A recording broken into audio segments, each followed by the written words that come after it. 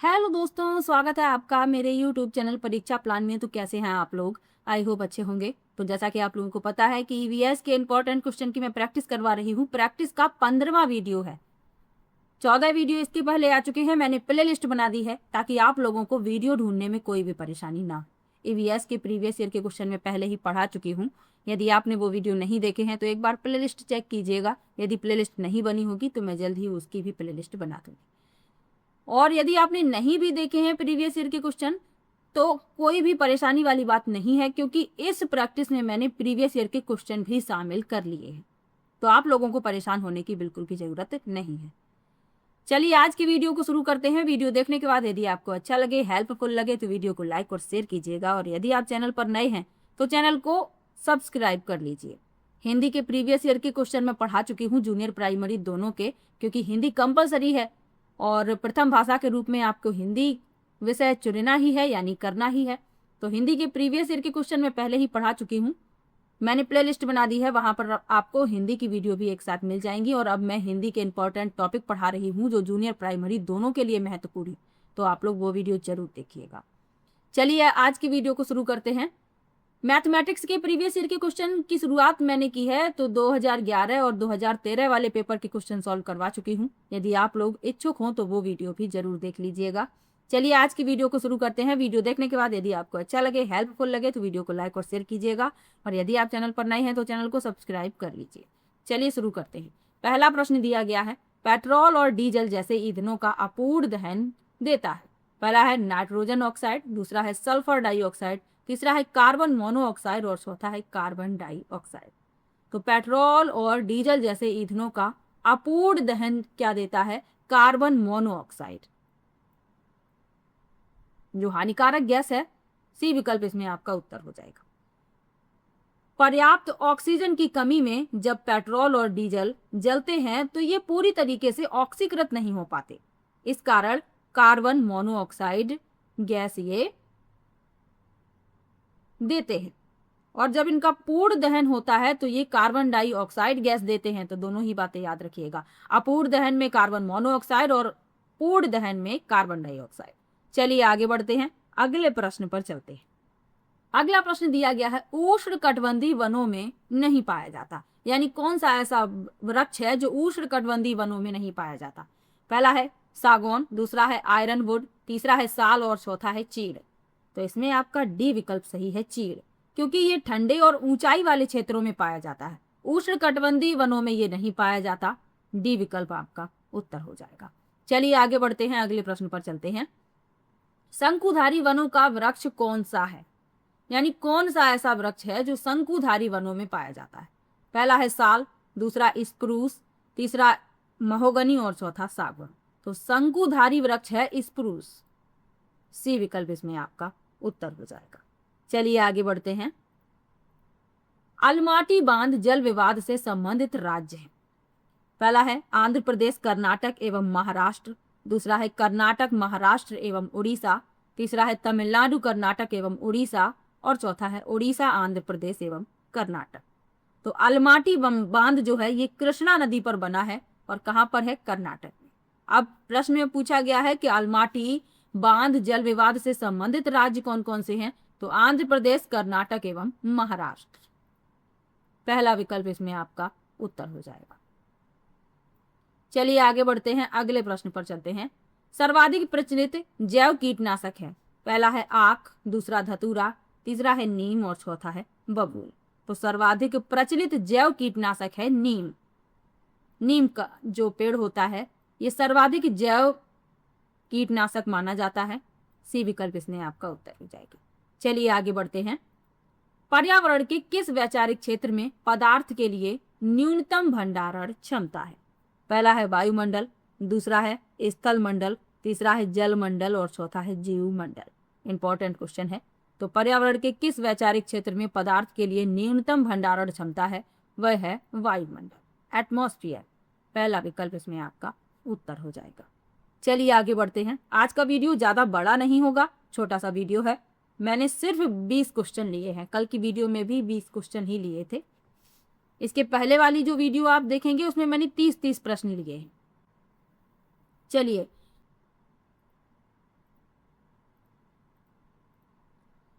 अगला प्रश्न है, एक पारिस्थितिक तंत्र में ऊर्जा प्रवाह है। पहला है द्विदिश, दूसरा है चक्री, तीसरा है एक दिशी और चौथा है बहुदिशी। तो एक पारिस्थितिक तंत्र में ऊर्जा प्रवाह हमेशा एक दिशी होता है। सूर्य से पौधों यानी उत्पादकों में, फिर शाकाहारियों में और फिर मांसाहारियों में। तो ये एक दिशी होता है। सी विकल्प इसमें आपका उत्तर है। चलिए आगे बढ़ते हैं। निम्न में से कौन सा कथन असत्य है, यानी जो कथन गलत है वह बताना है। पहला है अकार्बनिक पोषक तत्वों का पारिस्थितिक तंत्र में पुनर्चक्रण होता है। दूसरा है पारिस्थितिक तंत्र में ऊर्जा का प्रवाह कार्बन बंध के रूप में होता है। तीसरा है पारिस्थितिक तंत्र में ऊर्जा का पुनर्चक्रण होता है और चौथा है श्वसन क्रिया में ऊर्जा उद्गमित होती है। अब इसमें जो कथन असत्य है यानी जो गलत है वह हमें बताना है। तो इसमें आपका जो सी विकल्प लिखा हुआ है, पारिस्थितिक तंत्र में ऊर्जा का पुनर्चक्रण होता है, ये गलत है। पारिस्थितिक तंत्र में ऊर्जा का पुनर्चक्रण नहीं होता है। सी विकल्प इसमें आपका उत्तर है। चलिए आगे बढ़ते हैं। EIA का पूरा नाम है। पहला है एनवायरमेंट एंड इंडस्ट्रियल एक्ट, दूसरा है एनवायरमेंट एंड इम्पैक्ट एक्टिविटीज, तीसरा है एनवायरमेंट इम्पैक्ट असेसमेंट और चौथा है एनवायरमेंटली इम्पोर्टेंट एक्टिविटी। तो EIA का पूरा नाम है एनवायरमेंट इम्पैक्ट असेसमेंट। सी विकल्प इसमें आपका उत्तर हो जाए। चलिए आगे बढ़ते हैं, अगले प्रश्न पर चलते हैं। प्रत्येक वर्ष पृथ्वी दिवस मनाया जाता है। पहला है 5 जून, दूसरा है 22 अप्रैल, तीसरा है 23 नवंबर और चौथा है 26 जनवरी। मैंने आपको पिछले वीडियो में बताया था 22 मार्च विश्व जल दिवस, 22 अप्रैल विश्व पृथ्वी दिवस और 22 मई अंतरराष्ट्रीय जैव विविधता दिवस। ये 22 तीन तारीखें याद रखिए, मार्च अप्रैल मई, ये तीनों लगातार महीने याद रखिए। तो पृथ्वी दिवस पूछा गया है, ये 22 अप्रैल को मनाया जाता है। बी विकल्प इसमें आपका उत्तर हो जाए। 5 जून को विश्व पर्यावरण दिवस, 26 जनवरी को गणतंत्र दिवस, तो ये भी साथ में याद रखिएगा। चलिए आगे बढ़ते हैं। नील शिशु संरक्षण मीथेमोग्लोबिनेमिया यानी कि ब्लू बेबी सिंड्रोम जिसे कहते हैं, जल में किस चीज की अधिकता के कारण होता है। पहला है फॉस्फेट, दूसरा है सल्फर, तीसरा है आर्सेनिक और चौथा है नाइट्रेट।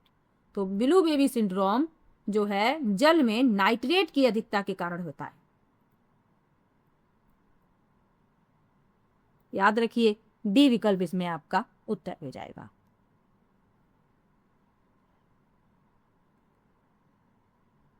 पहले भी ये प्रश्न मैंने लिया है, याद कीजिएगा।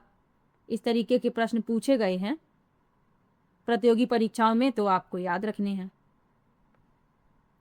ब्लू बेबी सिंड्रोम क्या होता है? एक ऐसी गंभीर स्थिति है जिसमें शिशु की त्वचा, होंठ और नाखून नीले या बैंगनी पड़ जाते हैं। यह मुख्य रूप से पेयजल में नाइट्रेट की अधिकता या जन्मजात हृदय दोष के कारण रक्त में ऑक्सीजन की कमी से होता है। यानी या तो ये जल में अधिकता के कारण हो सकता है या जन्मजात जो है हृदय दोष के कारण या रक्त में ऑक्सीजन की कमी के कारण। यानी हृदय दोष होता है तो उसके रक्त में ऑक्सीजन की कमी हो जाती है, तो इसके कारण भी ये रोग हो जाता है। चलिए आगे बढ़ते हैं। पीने के पानी में फ्लोराइड की अधिकता स्वीकार मात्रा है। फ्लोराइड की अधिकतम स्वीकार मात्रा है। पहला है 1 mg पर लीटर, दूसरा है 1.25 मिलीग्राम प्रति लीटर, तीसरा है 1.50 मिलीग्राम प्रति लीटर और चौथा है 1.75 मिलीग्राम प्रति लीटर। तो पीने के पानी में फ्लोराइड की अधिकतम स्वीकार मात्रा कितनी है? 1.50 मिलीग्राम प्रति लीटर। सी विकल्प इसमें आपका उत्तर हो जाएगा। चलिए आगे बढ़ते हैं। हैजा एवं आंत्र ज्वर के लक्षण हैं। पहला है कीड़े, दूसरा है विषाणु, तीसरा है जीवाणु और चौथा है कवक। तो हैजा एवं आंत्र ज्वर के लक्षण क्या है? बैक्टीरिया यानी कि जीवाणु। सी विकल्प उत्तर हो जाएगा। चलिए आगे बढ़ते हैं। निम्न में से कौन सा प्राकृतिक खनिज नहीं है? पहला है आदह, दूसरा है स्फीतीय, तीसरा है फॉस्फेट और चौथा है नाइट्रोजन। तो नाइट्रोजन जो है ये प्राकृतिक खनिज नहीं है। डी विकल्प इसमें आपका उत्तर हो जाएगा। चलिए आगे बढ़ते हैं। नाइट्रोजन स्थिरीकरण किया जाता है। पहला है बिजली चमकने से, दूसरा है स्थिरीकरण जीवाणु से, तीसरा है उर्वरक से और चौथा है उपरोक्त सभी। तो नाइट्रोजन स्थिरीकरण इन सभी से किया जाता है। डी विकल्प इसमें आपका उत्तर हो जाएगा। चलिए आगे बढ़ते हैं। भारत में प्रथम प्रमुख पर्यावरण संरक्षण अधिनियम जिसे प्रख्यापित किया गया, पहला है जल अधिनियम, दूसरा है वायु अधिनियम, तीसरा है पर्यावरण अधिनियम और चौथा है ध्वनि प्रदूषण अधिनियम। तो भारत में प्रथम प्रमुख पर्यावरण संरक्षण अधिनियम जिसे प्रख्यापित किया गया वह है जल अधिनियम। कब किया गया? 1974 में। याद रखिए, इंपॉर्टेंट है। चलिए आगे बढ़ते हैं। ओजोन परत की मोटाई मापी जाती है। पहला है ppm में, दूसरा है ppb में, तीसरा है डेसिबल्स में और चौथा है डॉप्सन इकाई में। तो ओजोन परत की मोटाई नापी जाती है डॉप्सन इकाई में। इंपॉर्टेंट क्वेश्चन, याद रखिए। चलिए आगे बढ़ते हैं। पर्यावरण संरक्षण अधिनियम अधिनियमित किया गया था। पहला है वर्ष 1986 में, दूसरा है वर्ष 1992 में, तीसरा है वर्ष 1984 में और चौथा है वर्ष 1974 में। तो पर्यावरण संरक्षण अधिनियम अधिनियमित किया गया वर्ष 1986 में। पहला विकल्प इसमें आपका उत्तर हो जाएगा। चलिए आगे बढ़ते हैं। समेकित बाल विकास सेवाओं यानी ICDS का मुख्य उद्देश्य है। पहला है प्रतिरक्षा, दूसरा है स्वास्थ्य जांच एवं सिफारसी सेवाएं, तीसरा है पूर्व स्कूली एवं अनौपचारिक शिक्षा और चौथा है उपरोक्त सभी। तो समेकित बाल विकास सेवाओं का मुख्य उद्देश्य ये सभी हैं। डी विकल्प उत्तर हो जाएगा। चलिए आगे बढ़ते हैं। प्रथम ओजोन छिद्र पाया गया। पहला है उत्तरी ध्रुव के ऊपर, दूसरा है अंटार्कटिका के ऊपर, तीसरा है अफ्रीका के ऊपर और चौथा है दक्षिण ध्रुव के ऊपर। तो प्रथम ओजोन छिद्र पाया गया अंटार्कटिका के ऊपर। कब? 1980। बी विकल्प इसमें आपका उत्तर हो। तो 20 प्रश्न लिए हैं। 20 में से आपके कितने प्रश्न सही हुए कमेंट बॉक्स में जरूर बताइए। छोटा सा वीडियो है, इंपॉर्टेंट 20 प्रश्न मैं लेकर आई थी। आप लोगों को वीडियो कैसा लगा कमेंट बॉक्स में जरूर बताएं। और इसके पहले वाली वीडियो यदि नहीं देखे हैं तो प्लेलिस्ट चेक कीजिएगा। इस वीडियो के डिस्क्रिप्शन में आपको लिंक मिल जाएगा। सभी वीडियो वहां पर आपको एक साथ मिल जाएंगी। प्रीवियस ईयर के क्वेश्चन भी शामिल किए हैं, कुछ नए प्रश्न भी शामिल किए हैं। तो चलिए मिलते हैं नेक्स्ट वीडियो में। वीडियो कैसा लगा कमेंट बॉक्स में जरूर बताइएगा। वीडियो को लाइक कीजिएगा और चैनल को सब्सक्राइब कर लीजिएगा। मिलते हैं नेक्स्ट वीडियो में, तब तक के लिए बाय बाय।